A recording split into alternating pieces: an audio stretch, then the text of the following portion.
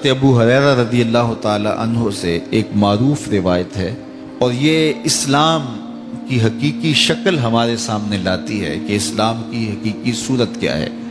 مسلمان کسے کہتے ہیں؟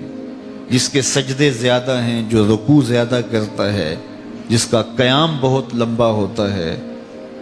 یہ بھی خوبیاں ہیں ایک بندہ مومن میں ہونی چاہیے۔ اللہ کے حضور نیاز مندی کا انداز اسے اختیار کرنا چاہیے۔ لیکن یہاں جو ارشاد فرمایا گیا، حضور علیہ السلام نے ارشاد فرمایا مسلمان وہ ہوتا ہے جس کے ہاتھ اور زبان سے دوسرا مسلمان محفوظ رہے، زبان سے تیر نہ برساتا رہے۔ بعض لوگ اس ذوم میں کہتے ہیں جی میں سچا ہوں، اور سچ بڑا کڑوا ہوتا ہے، اور ہر وقت وہ کڑواہٹ ہی پھیلاتے رہتے ہیں۔ سچ بھی بولنا ہے تو کسی کا دل نہ چیرو، کسی کو تکلیف نہ پہنچاؤ۔ میرے حضور علیہ السلام صحابہ کی تربیت کیا کرتے تھے، اور وہ حضور کی اولاد کی طرح تھے۔ فرمایا انما انا لکم مثل الوالد، میں تمہارے لیے باپ کی جگہ پہ ہوں۔ تو باپ اپنی اولاد کو جھڑک بھی لیتا ہے، سخت بات بھی کر لیتا ہے، لیکن کوئی ماجرا ہوتا تو میرے حضور سختی نہ فرماتے، کسی کا نام لے کے نہ کہتے، بلکہ فرماتے بعض لوگ ایسے ایسے کرتے ہیں، انہیں ایسے ایسے نہیں کرنا چاہیے۔ تو یہ تھا میرے حضور کا اخلاق۔ تو اسلام محبت کا نام ہے، اسلام پیار کا نام ہے، حسن سلوک کا نام ہے، باہمی محبت اور الفت کا نام ہے۔ بلکہ حضور نے اسلام کا کتنا خوبصورت تعارف کروایا۔ آج دہشت گردی کے نام سے اور کس کس ناموں سے اسلام کو مطعون کیا جاتا ہے، جبکہ اسلام تو وہ امن کا دین ہے، وہ محبتوں کا دین ہے کہ فرمایا والمومن من امنہ الناس علی دمائہم و اموالہم۔ مومن وہ ہے جس سے لوگوں کے مال اور لوگوں کی جانیں محفوظ ہوں۔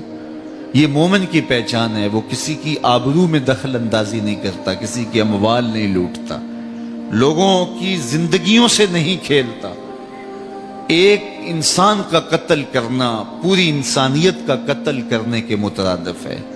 بلکہ میرے حضور نے فرمایا جس شخص نے کسی انسان کے قتل میں آدھے جملے سے مدد کی، اللہ اس کو جہنم کی آگ میں جلائے گا۔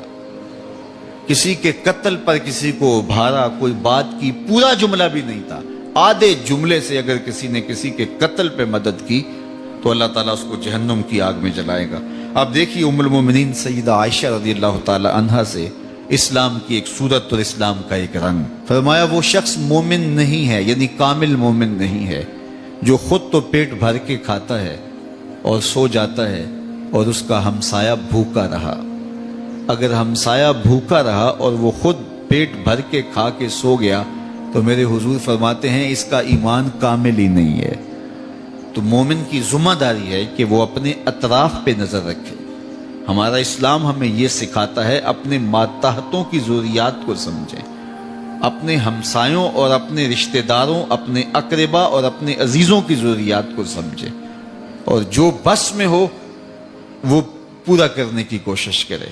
تو جو شخص نمازوں پہ نمازیں پڑھتا ہے، روزوں پہ روزے رکھتا ہے، ہر سال عمرہ اور حج کرتا ہے، لیکن اس کے رشتہ دار بھوک میں تڑپتے رہتے ہیں، اس کے ہمسایوں کے یہاں کھانے کے لیے نان شبینہ بھی میسر نہیں ہے، تو فرمایا کہ وہ شخص کامل مومن نہیں ہو سکتا، ایمان کی حلاوت اور مٹھاس نصیب نہیں ہو سکتی اسے، جو رات پیٹ بھر کے گزارے اور اس کا ہمسایہ جو ہے وہ بھوک میں تڑپ رہا ہو۔ تو ہمیں جو صورت دی گئی، اسلام کا جو ہمیں تعارف دیا گیا، اسلام کی جو شکل ہمارے سامنے ان مختلف احادیث سے آئی، وہ یہ ہے کہ اسلام ہمدردی کا دین ہے، اسلام امن کا دین ہے، اسلام محبت کا دین ہے، اسلام باہمی موافقت اور موانست کا دین ہے، اسلام ایک دوسرے کے احساس کا دین ہے، اسلام بھوکوں کو کھانا کھلانے کا، پیاسوں کو پانی پلانے کا، ننگوں کو لباس دینے کا، اور پریشان حالوں کے دکھوں میں ان کی مدد کرنے کا دین ہے۔